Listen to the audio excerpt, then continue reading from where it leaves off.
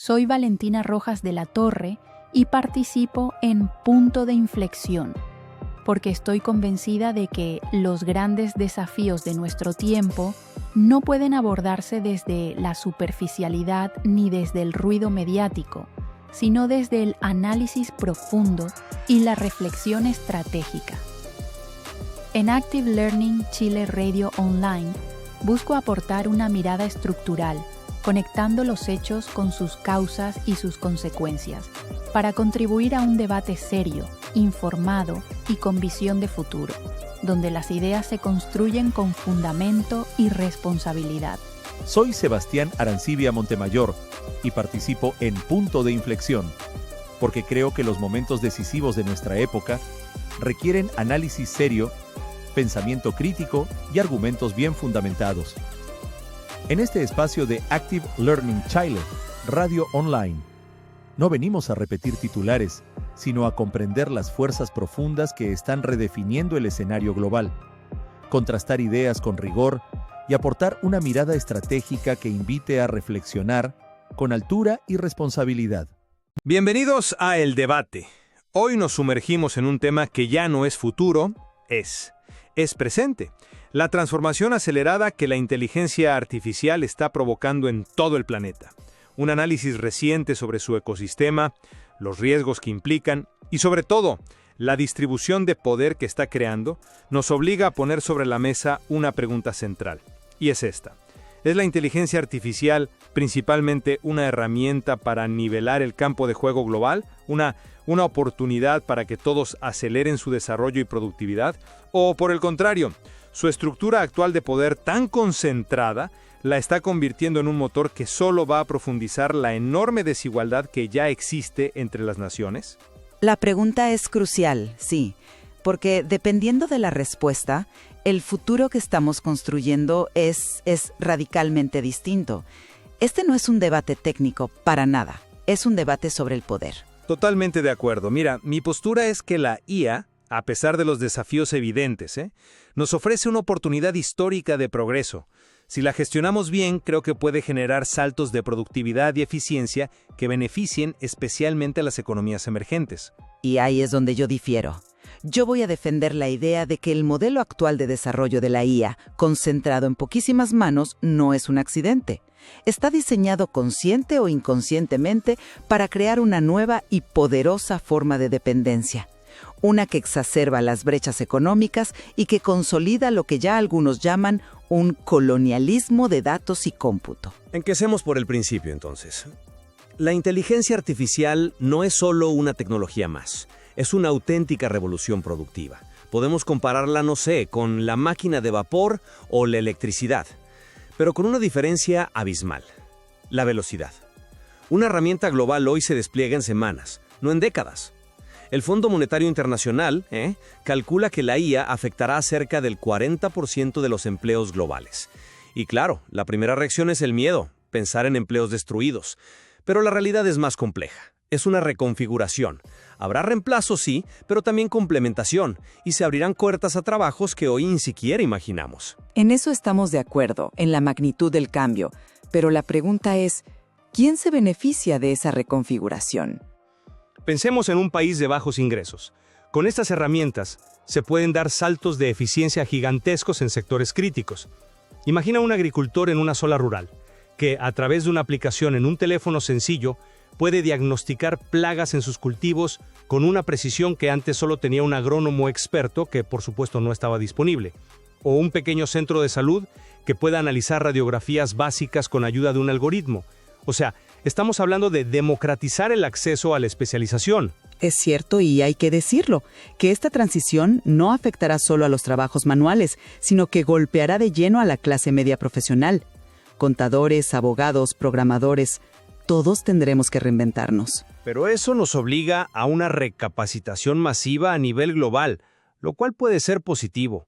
Para mí, los riesgos son problemas de gobernanza que podemos y debemos solucionar, no son fallas inherentes de la tecnología. A ver, yo creo que ese optimismo, aunque bien intencionado, ignora la pregunta fundamental. ¿Quién controla la infraestructura? El poder real de la IA El verdadero poder no está en la aplicación bonita que usa el agricultor en su teléfono. El poder está en la base sobre la que se construye todo lo demás. Y esa base está, y esto es un hecho, peligrosamente concentrada. La OCDE lo describe con una claridad meridiana. El entrenamiento y desarrollo de los modelos avanzados de IA, los que realmente marcan la diferencia, dependen de un puñado de hiperescaladores de nube. Y para que quede claro, no hablamos de muchas empresas, hablamos de 3 gigantes: Amazon, Google y Microsoft. Son ellos quienes poseen la infraestructura física, los enormes y carísimos centros de datos que se necesitan para entrenar estos modelos tan complejos. Sin ellos, hoy por hoy, no hay IA avanzada. El poder de la IA es en gran medida poder de cómputo. Entonces, la soberanía digital de los países que no poseen esta infraestructura es, en la práctica, una ilusión. No es casualidad que instituciones como el Banco Mundial o el Programa de las Naciones Unidas para el Desarrollo ya estén lanzando advertencias muy serias. Dicen que una IA mal gestionada puede disparar las desigualdades y provocar algo que llaman desprofesionalización prematura en los países más pobres, que corren el riesgo de convertirse en meros consumidores pasivos de tecnología. Por eso insisto, la conversación sobre los beneficios es secundaria si no abordamos primero esta alarmante concentración de poder. Entiendo tu punto sobre la concentración, y es un riesgo real, pero si nos enfocamos solo en eso, perdemos de vista el otro lado de la moneda. Para un país emergente, adoptar modelos externos a través de la nube no es necesariamente una señal de debilidad. Yo creo que hay que verlo desde otro ángulo. Es la forma más rápida, pragmática y económica de acceder a tecnología de punta. Es la única manera de no quedarse atrás en una carrera que ya empezó y va a toda velocidad. Lo que me pregunto es, ¿no es mejor subirse a la ola y usar estas herramientas, aunque no sean nuestras, que esperar en la orilla a construir nuestra propia tabla de surf y que la ola ya haya pasado? Esperar a desarrollar una infraestructura de cómputo soberana desde cero podría costarles una década de progreso. Gracias a estos servicios, hoy pueden ganar productividad inmediata en el sector servicios, en el comercio, en la salud. Es un pragmatismo necesario para competir. Lo siento, pero ahí es donde no estoy de acuerdo. Llamarlo pragmatismo es una forma muy suave de describir lo que en realidad es una trampa de dependencia. Lo que describes es un modelo de fuga de valor perfectamente diseñado y está llevando a ese colonialismo de datos y cómputo que mencioné antes. Esa es una afirmación muy fuerte. ¿A qué te refieres exactamente con colonialismo? Tradicionalmente hablamos de explotación de recursos naturales, de materias primas. ¿Cómo se aplica aquí? Porque los recursos del siglo XXI son los datos y la capacidad de procesarlos. El modelo funciona así. Un país emergente entrega sus datos de salud de su población, de consumo de sus ciudadanos, de movilidad en sus ciudades, para que sean procesados en servidores que están físicamente en Virginia o en Dublín. El valor, el conocimiento, los patrones, la inteligencia que se extrae de esos datos se queda allá, en la sede de la corporación que posee los servidores. El país de origen solo recibe el servicio, la aplicación, pero pierde el control y la propiedad del activo más valioso que generó. Es un modelo de extracción, solo que en lugar de cobre o petróleo, es información. El material de análisis habla de peajes digitales, y es una metáfora perfecta. Para participar en la economía digital, tienes que pagar un peaje constante a los dueños de la infraestructura. Se cede autonomía económica y digital a cambio de una eficiencia que a largo plazo los hace más dependientes, no más fuertes. Pero esa dependencia no es absoluta. Esos mismos países pueden usar la tecnología para crear empresas locales, resolver problemas locales y generar valor que se queda en casa. O sea, la herramienta es global, pero la aplicación puede ser local. No es un juego de suma cero. Además, si cambiamos el foco hacia el empleo, la perspectiva también cambia. Reconozco, como dije antes, que la transición afectará a la clase media profesional. Abogados, contadores, programadores, muchas de sus tareas rutinarias se automatizarán. Pero esto no es necesariamente una catástrofe. Es una transición hacia roles de mayor valor agregado que exigirán nuevas habilidades. Supervisión de sistemas de IA, diseño de estrategias, creatividad, pensamiento crítico. La presión por la recapacitación es universal. Afecta tanto a un profesional en Alemania como en Brasil. Esto puede, de hecho, si se invierte en la educación correcta, elevar el nivel general del capital humano a escala global. Ese argumento es muy convincente, pero tiene un problema fundamental. Es una perspectiva que solo tiene sentido desde el mundo desarrollado. Para los países de bajos ingresos, el riesgo no es una reconfiguración de su clase media profesional. El riesgo es que esa clase media nunca llegue a formarse a gran escala. A esto se refiere el Banco Mundial con desprofesionalización prematura. Déjame explicarlo con un ejemplo. Históricamente, el camino al desarrollo pasaba por la industrialización y luego por una economía de servicios. Pero la IA está automatizando trabajos calificados de oficina y servicios, contabilidad, análisis de datos, soporte técnico, incluso programación básica, antes de que muchas naciones hayan tenido la oportunidad de crear masivamente esos empleos para su gente. ¿Pero no abre eso la puerta a otro tipo de empleos? ¿Qué empleos de alto valor quedan por crear en una economía emergente? Se salta una etapa crucial del desarrollo. No es una transición suave hacia trabajos de más valor. Es un abismo. Es como si te dijeran que tienes que correr un maratón, pero te quitan los primeros 20 kilómetros de la carrera. Simplemente no puedes competir. Se corre el riesgo de crear una estructura global permanente de países innovadores y países meramente consumidores. Pero fíjate que ese argumento asume una inacción total por parte de los estados y de la comunidad internacional. Y lo que estamos viendo es justo lo contrario. Hay un esfuerzo global sin precedentes por crear salvaguardas y marcos de gobernanza. No estamos avanzando a ciegas.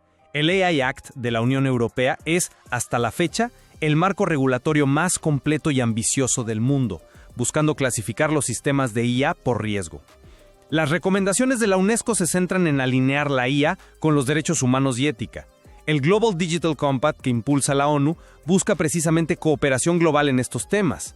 Estos no son gestos simbólicos, son intentos serios, con fallos sí, pero serios, por construir un ecosistema de IA que sea equitativo y seguro. Demuestran que la gobernanza puede y está intentando responder al desafío tecnológico. Yo cuestiono profundamente la efectividad real de esos marcos, sobre todo para los países que no están en el centro del poder.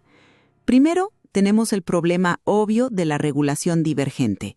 Mientras la Unión Europea se enfoca en el riesgo y los derechos, Estados Unidos tiene un enfoque más centrado en la innovación y la seguridad nacional, y China uno enfocado en el control social y de contenidos.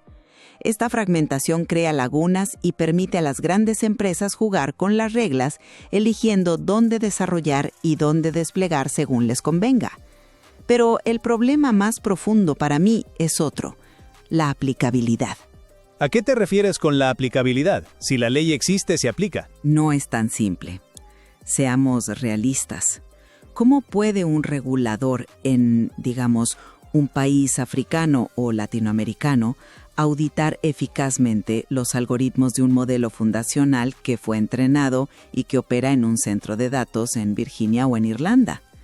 ¿Qué capacidad técnica o poder político tiene para exigir cambios o transparencia a un gigante tecnológico que vale más que todo el PIB de su país? La capacidad real de ejecución es prácticamente nula. Se convierten en receptores pasivos de reglas que se diseñan, se debaten y se aplican en otros lugares. Al final, la gobernanza sin poder de ejecución es solo una declaración de buenas intenciones. Un documento que queda muy bien en una cumbre internacional, pero que no cambia la realidad del poder en el terreno. A modo de resumen, yo reitero mi posición. La inteligencia artificial es una fuerza transformadora con un potencial inmenso para el progreso global. Los desafíos que hemos discutido, y son muy reales, no los niego, como la concentración de poder, los sesgos algorítmicos o la dependencia estratégica, son fallas de gobernanza, no fallas inherentes a la tecnología en sí. Y como tales, se pueden y se deben abordar con regulación inteligente, con una inversión masiva y decidida en educación y con una cooperación internacional robusta y sincera. La clave no es intentar frenar una ola de innovación que ya está aquí y es imparable, sino aprender a gestionarla activamente para distribuir sus beneficios de la forma más amplia posible. Y yo, para cerrar, resumo que la trayectoria actual, si no cambia drásticamente, no nos conduce a un futuro más equitativo. Nos lleva a una mayor concentración de poder geopolítico y económico en las manos de siempre. Mientras el control del cómputo, de los datos y de los modelos fundacionales permanezca en un club tan exclusivo de corporaciones y naciones, la IA funcionará como un poderoso amplificador de las desigualdades que ya nos dividen. La verdadera pregunta para el futuro de cualquier país no será si tiene IA, sino si tiene la capacidad de controlarla. Sin soberanía digital, sin la capacidad de auditar, de regular y de construir alternativas propias, los beneficios serán siempre marginales y la dependencia será estructural. Creo que en algo podemos coincidir. El factor que determinará el impacto final de la inteligencia artificial no será el código o los algoritmos, sino nuestra capacidad colectiva para gobernarla. Totalmente de acuerdo. Desde la infraestructura física y la soberanía de los datos, hasta el desarrollo del capital humano y la creación de una regulación que sea realmente efectiva y aplicable para todos. El análisis sobre este tema apenas comienza, y está claro que hay mucho más por explorar.